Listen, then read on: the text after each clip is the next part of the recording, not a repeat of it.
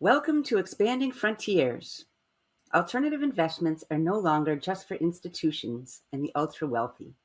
New investment structures are opening private markets to everyday investors, but they also introduce new risks and complexities. In this explainer, we'll explore what's changing and what investors need to know.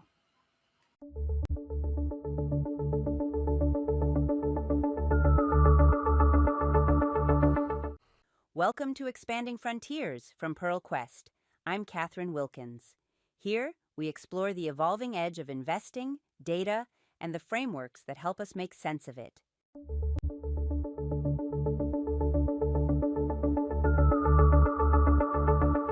Welcome to The Explainer. Today, we're diving into a massive, frankly, dramatic shift happening right now in the financial world. For decades, the absolute most lucrative, exclusive private market investments were strictly locked away behind these high walls, pretty much only available to massive institutions and the ultra-wealthy. But today, well, those walls are coming down, and they're bringing these high-end wealth-building tools directly to the everyday retail investor. So, what actually happens when that velvet rope finally drops? That's exactly what we're going to explore in this explainer. We're seeing huge regulatory shifts and these totally innovative new fund structures that are just democratizing access to alternatives across the board. We're going to look at how the average portfolio is fundamentally changing, and more importantly, what that actually means for you. To break this all down, we'll quickly run through our agenda. First, we'll look at what's beyond traditional stocks and bonds. Then, dropping the velvet rope. Third, retail funds, specifically ETPs and internal funds. Fourth, we'll hit the liquidity catch. Fifth, SEC guardrails and regulations. And finally, we'll map out the future of alternatives. Let's get right into it. Starting off with Section 1, Beyond Traditional Stocks and Bonds. Okay, so before we even get into exactly how you buy these investments, we really need to separate the financial wrapper from the underlying assets themselves. When we throw around the word alternatives, we are talking about a massive, diverse universe. We're talking private equity. We're talking private credit, which is essentially direct lending to middle market companies. It also includes tangible real-world assets.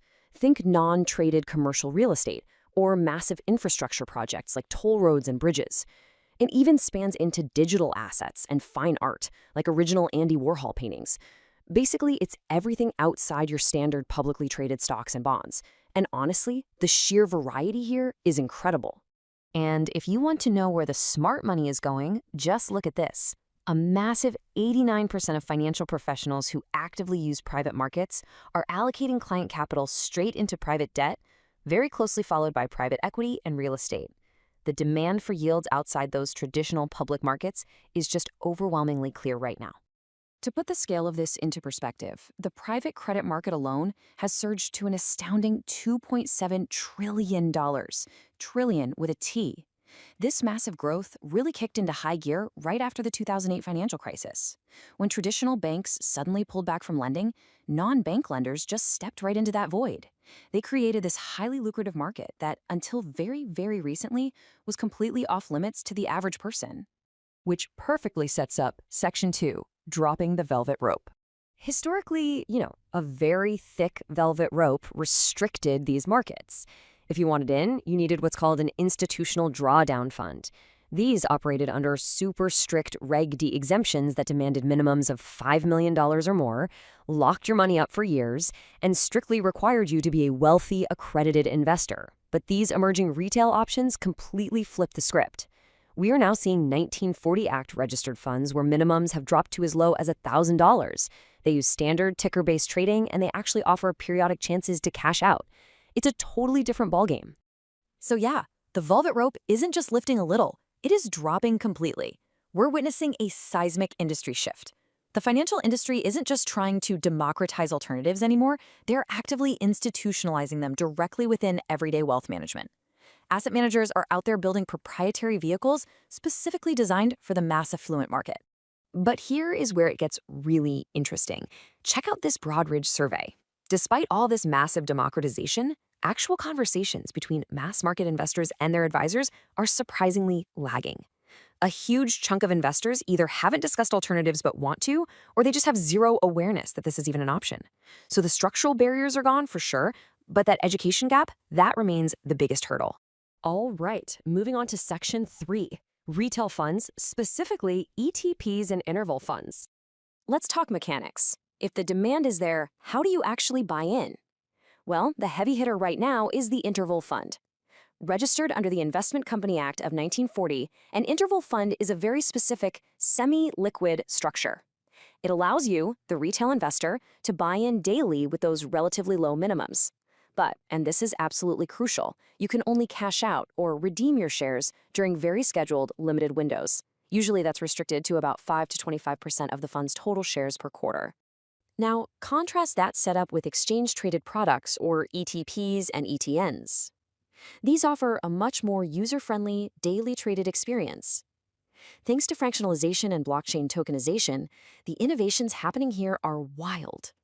Some U.S. funds are actually using tokenized feeders to drop minimums from $5 million down to just $500. I mean, think about it. Turning a multi-million-dollar Warhol painting into a readily tradable ticker symbol on your smartphone. We're literally seeing this happen right now with things like Helvetech's recently launched art ETPs. Ultimately, both of these retail vehicles, interval funds and ETPs, serve as vital bridges. They take these incredibly complex, inherently illiquid private assets, like a literal suspension bridge or a massive private loan, and they connect them right into the modern wealth management platforms you log into every day. They translate the slow-moving private market into a clean format that fits neatly onto your standard brokerage statement. But all of this newfound access brings us to Section 4, and probably the most important part of this explainer, the liquidity catch. Here is the fundamental mismatch you have to understand. When you buy a regular Apple or Microsoft stock, you can sell it in milliseconds. But you absolutely cannot sell a fraction of a private bridge, a real estate development, or an Andy Warhol painting overnight. It just doesn't work that way. These are hard assets that take months or even years to properly value and sell to a willing buyer. So what happens if a panic hits and every retail investor suddenly wants their money back at exactly the same time? Well, it triggers a very dangerous chain reaction. First, you get an asset-liability mismatch. Retail demands fast cash, but the fund holds extremely slow assets. Second, this creates a major fire sale risk. The fund manager might be forced to basically liquidate those prized private assets at a massive discount just to pay off the people running for the exits. To prevent that complete destruction of value, Step 3 kicks in. The manager drops a gate. They freeze redemptions and literally lock your money inside the fund to protect the remaining capital. And this right here perfectly illustrates why interval funds behave so differently from the ETFs you're probably used to trading. Traditional ETFs hold liquid public stocks. If you want out, the fund sells the stock instantly on the open exchange. Easy. But interval funds hold private, fundamentally illiquid assets. They structurally require those redemption gates and strict scheduled liquidity windows. It is not a bug. It is a built-in, absolutely necessary feature to prevent a fire sale of those underlying assets. Because of those exact risks, we need to look at Section 5, SEC guardrails and regulations.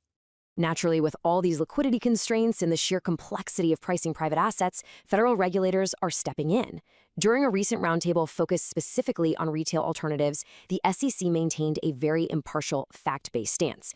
They definitely recognize the huge demand here, but they are taking a highly deliberate, quote, go slow approach. Their absolute main priority is ensuring that as this market explodes, there are appropriate guardrails firmly in place to protect the everyday investor.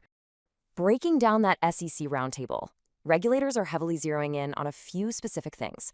First off, valuation. How do you accurately and consistently price these opaque assets when there's no public ticker to just go check? Second, they're seriously looking at reevaluating the whole accredited investor definition.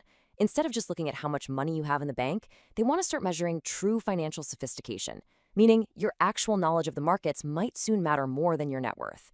And, of course, they are laser-focused on ensuring investors truly understand those liquidity gates we just talked about, pushing for way better public disclosures. Which brings us to our final section, the future of alternatives. The timeline of this entire financial evolution is just accelerating so rapidly. By the end of 2024, semi-liquid private credit funds had already swelled to $188 billion.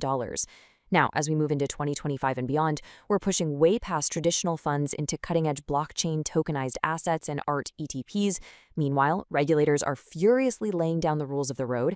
And honestly, all of this massive innovation is being perfectly timed to capture the looming $124 trillion generational wealth transfer that is projected to change hands by 2048. Basically, the wealth management industry is building the financial plumbing today to capture the immense wealth of tomorrow. So the vault is open. The velvet rope is finally gone.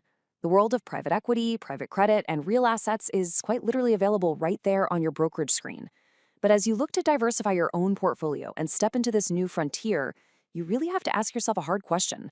Are the potential premium returns of the private market actually worth the reality that when you really need the cash, your money might be locked tight behind a redemption gate? Think about it. Thanks for joining me on this explainer, and keep learning.